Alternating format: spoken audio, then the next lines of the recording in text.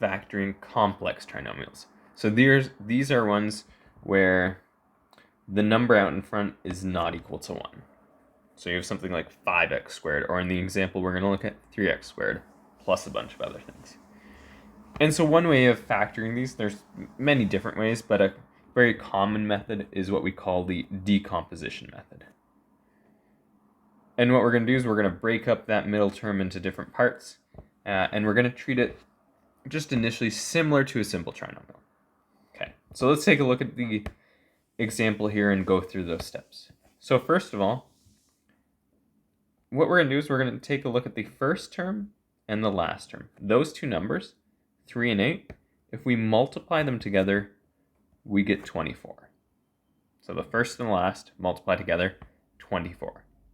And the reason why we're doing this is, like when we did simple trinomials, what we're going to try and find is we're going to find a pair of numbers that this time multiplies to 24, and like before, adds to that middle term. So in this case, 14. And as you think through a pair of numbers that does that, you should get to 2 and 12. So 2 times 12 is 24. 2 plus 12 is 14. So what that means is we can break down our middle term. So our 14x, I'm just going to do this to the side. Well, it's the same as 2x plus 12x.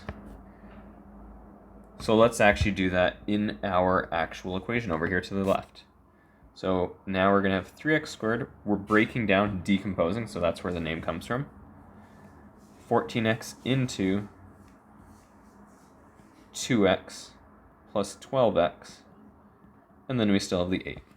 And initially it might seem a little weird that we're doing this, like why break it down? But that's what's happening. It becomes 2 and 12. And next, what we want to do is we actually want to do some common factoring. So what we want to do is break it down into basically 2 sets of 2. So common factor, or see what you can common factor in each of those sets.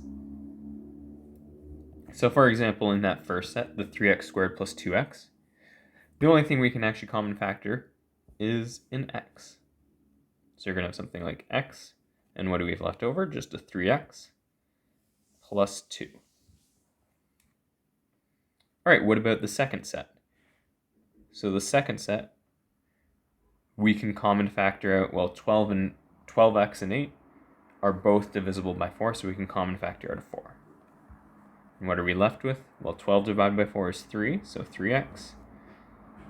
And 8 divided by 4 is 2, so plus 2. Okay, so we've done our common factoring of those two pairs. Now, what you should see is every time you do this, you will always get a set of brackets and another set of brackets that are identical. So in each of them we have 3x plus 2. Well, what does that mean?